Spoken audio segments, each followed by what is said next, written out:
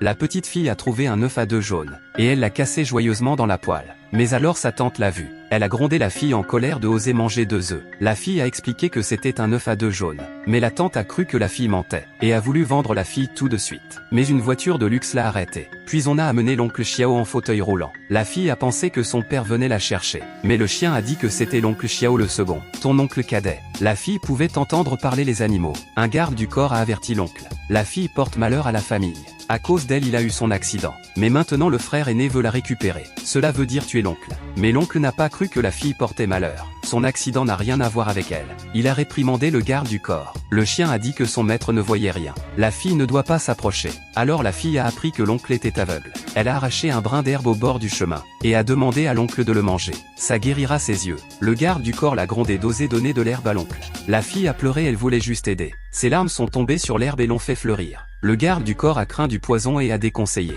Mais l'oncle a mangé une feuille, et a commencé à vomir immédiatement. Le garde du corps a voulu punir la fille. Puis soudain l'oncle s'est levé. Même le chien était étonné. L'oncle était content et l'a appelé son porte-bonheur. Alors l'oncle a emmené la fille à la maison. Mais en chemin une vache a prévenu d'un danger. La fille l'a dit à l'oncle. On ne peut pas continuer. Le garde du corps a dit que la fille mentait. Les vaches ne parlent pas. Et ils étaient venus par ce chemin. Mais l'oncle a cru la fille. À peine la voiture avait-elle fait marche arrière, que le terrain a glissé. L'oncle était de nouveau étonné. Il a pensé que son frère était idiot, de jeter un enfant porte-bonheur comme un enfant maudit. Bientôt ils sont arrivés à la villa. La fille s'est émerveillée de la grande maison. L'oncle est allé voir des médecins. La fille doit attendre dans la chambre. Puis elle a vu le grand-père. Les médecins ont trouvé l'oncle en bonne santé. Un assistant a raconté la vie dure de la fille. La tante la frappait, et ne la nourrissait qu'une fois tous les 3 jours. Cela a mis l'oncle en colère. Il a fait jeter la tante en prison. Dans la chambre un domestique a apporté des vêtements neufs. La fille était contente. Mais l'enfant adopté est entré. Tu es la sœur de la campagne. Mets des vêtements neufs. Comme ça tu ne trouveras plus tes parents sales. Le chien a conseillé de ne pas mettre les vêtements. Il donne des boutons. L'enfant adopté est devenu grossier. Le chien a renversé les vêtements. Ils ont touché l'enfant adopté. Il a eu immédiatement des plaques rouges. Les parents étaient inquiets. L'enfant adopté a accusé la fille. Le grand frère ne voulait pas de la sœur de la campagne. Le deuxième frère a dit qu'elle faisait déjà du mal si jeune. Le père lui a ordonné de venir.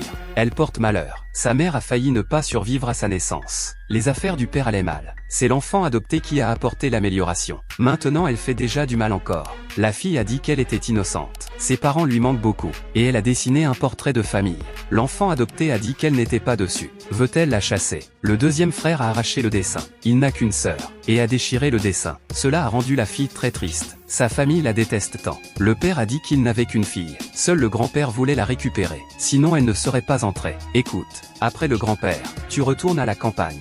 Ne dis à personne que tu es la fille. Oublie que tu es notre enfant. Tu as compris, maman. Maman. Vous ne voulez plus de moi. Qui veut la prenne?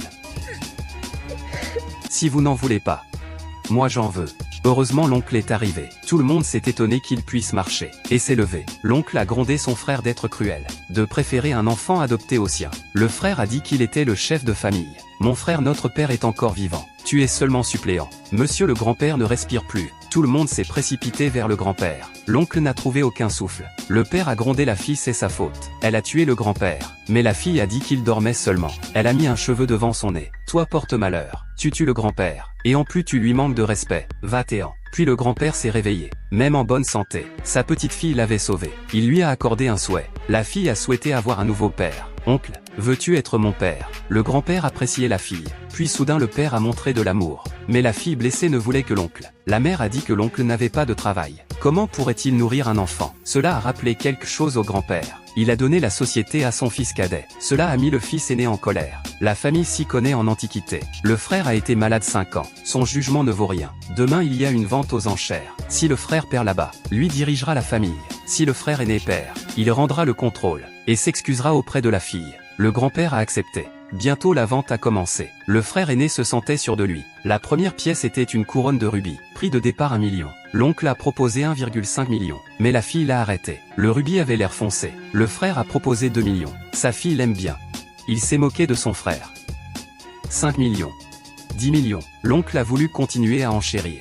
Mais la fille l'a arrêté de nouveau. Elle ne l'aime vraiment pas. Alors l'oncle l'a abandonné. Le frère était content. Sa fierté n'a pas duré longtemps. L'enfant adopté a mis la couronne. Et a dit il est mon papa. L'oncle a dit à sa fille. Elle doit dire si elle veut quelque chose. La deuxième pièce était une broche en émeraude. Prix de départ 200 000.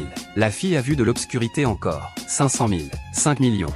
On ne peut pas enchérir comme ça. Ça décuple le prix. La broche vaut au maximum 600 000. Monsieur Xiao veut probablement humilier son frère. Xiaolin, tu ne veux pas rester inutile.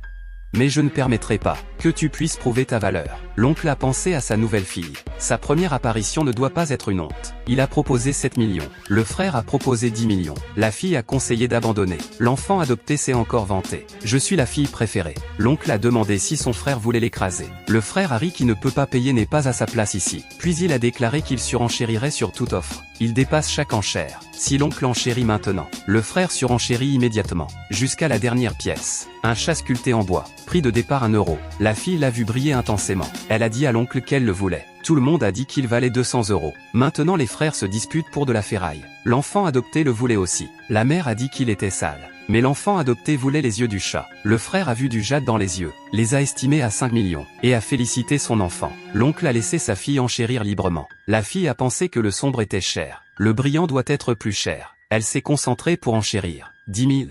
Prolo ça veut dire 10 000.